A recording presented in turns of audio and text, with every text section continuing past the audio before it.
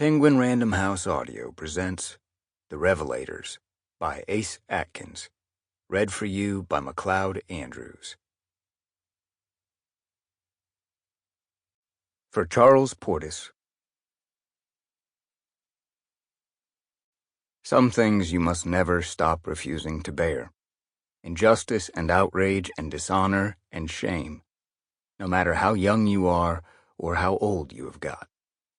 William Faulkner, Intruder in the Dust. Let the enemy come till he's almost close enough to touch. Then let him have it, and jump out and finish him up with your hatchet.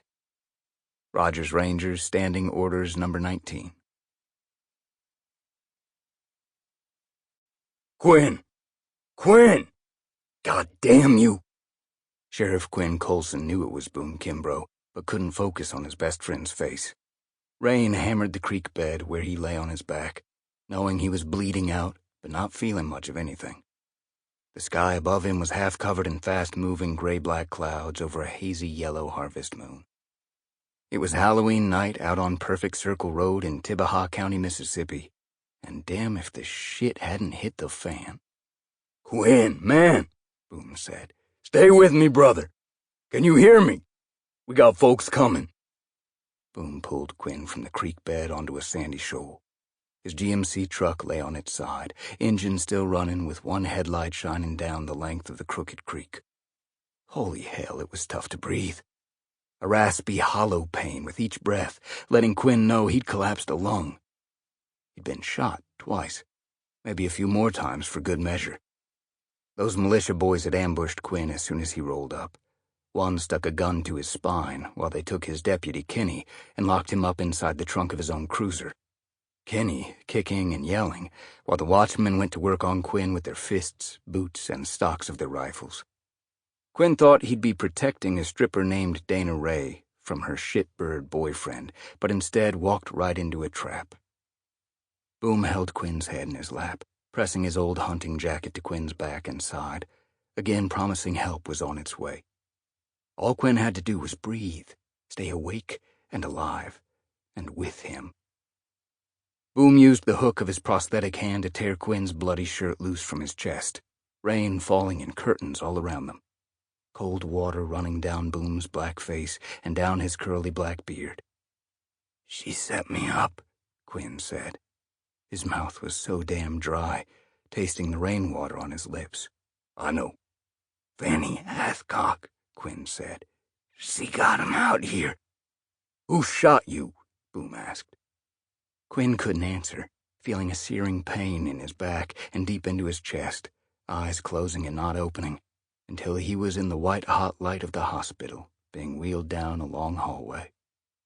No longer his best friend Boom, but his wife, Maggie, a registered nurse in street clothes, talking to him, telling him everything was okay. He was going to be okay. She smelled like clean laundry and sunshine, a silver cross ticking from around her neck. Maggie's calm, pleasant, freckled face flushed red and worried. Her long, lean fingers on his face, telling him how much she loved him. "Why?"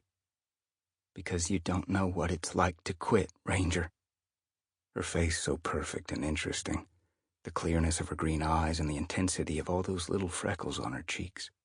Her mouth a red pout, eyes radiating heat and electricity and warmth and goodness. He reached up to touch her face, all that soft white light enveloping him in a bright explosion. And then it was hours or several days later when he saw his wife again. This time with Boom standing over her shoulder.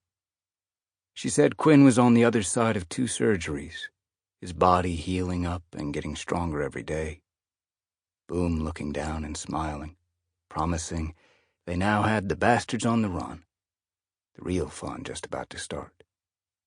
Quinn seemed to stay in that hospital bed forever. Lily Virgil sitting up with him on long nights, updating him on what she knew from the Marshal's service. His mother Jean praying and offering daily inspirational quotes from Jesus Christ and Elvis Presley. His nephew Jason and his adopted son Brandon stopping by each morning, looking awkward and nervous, not sure what to make of Quinn lying flat on his back with all those tubes and wires. Quinn would wink at them and tell them they'd be back out hunting turkey and fishing for bass real soon. It was weeks later, or maybe a full month, when Quinn woke up to see the familiar shape of a man sitting in the shadows, reclining in a chair in his hospital room. It was very late, or very early, full dark outside the window. The shadow man noticed Quinn's movement and turned on a lamp beside him, illuminating his bald head and clean-shaven face. He wore a black polo shirt, both arms covered in a labyrinth of colorful tattoos. "Shit, that was close," the man said. "Missed my heart by a quarter-inch," Quinn said. "That's either good luck or bad aim." "You see who did this?" John Holliday, federal agent, asked. "Which one of them?" "One of the watchmen tried to stop him," Quinn said. "The shooter was an Indian. Son of a bitch looked just like Jay Silverheels." "Midnight special from the res," Holliday said. "Same one who busted in the jail for West Taggart." "That's the way I see it." "Could you ID him?" "Pretty dark night out on Perfect Circle Road," Quinn said, lips cracked and dry. "But I could try." "You know who sent him?" "You bet," Quinn said. "Fanny Hathcock." "Yes, sir," Holliday said, leaning forward in the chair, his face moving deep into shadow. "Only we can't get close to her or any of her new friends in Jackson. Governor Vardaman signed a special order to lock down Tibaha County. Says the lawlessness has gone on too long." "He can't do that." "Too late," Holliday said. "Already has." Quinn tried to push himself up off his back, the pain coming on now, something fierce and sharp hitting him in his spine and deep down into his lungs. His eyes watered as Holliday got to his feet and helped Quinn lower back into a soft pillow. Quinn let out a long and ragged breath, his wind raspy and uneven. "We've got to play Vardaman's game for a while." "No way," Quinn said. "Don't have much choice," Holliday said. "You're going to have to trust me. Again."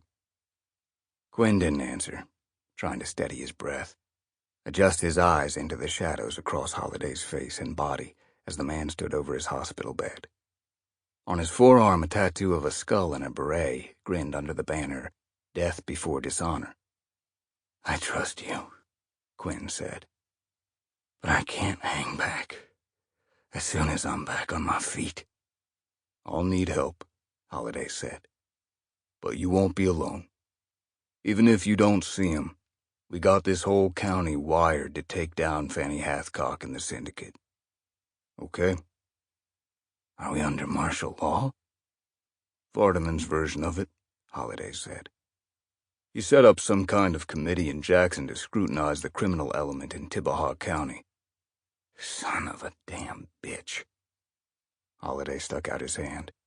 Quinn reached up slow and steady to take it, his grip weaker than he would have liked. "Good to see you back with the living," Holliday said. "How long?" "Patience and perseverance," Holliday said, grinning. "We're baiting the field now." Chapter 1. 10 months after the shooting, out on Perfect Circle Road, a 12-year-old girl named Anna Gabriel walked in the 95-degree August heat with her little brother Sancho. Sancho was only 9 and knew nothing about politics or corruption in Tibaha County, only that their mother hadn't shown up to drive them home on their first day of school, and he was upset. It frustrated him even further that Anna Gabriel had decided they'd better walk than wait.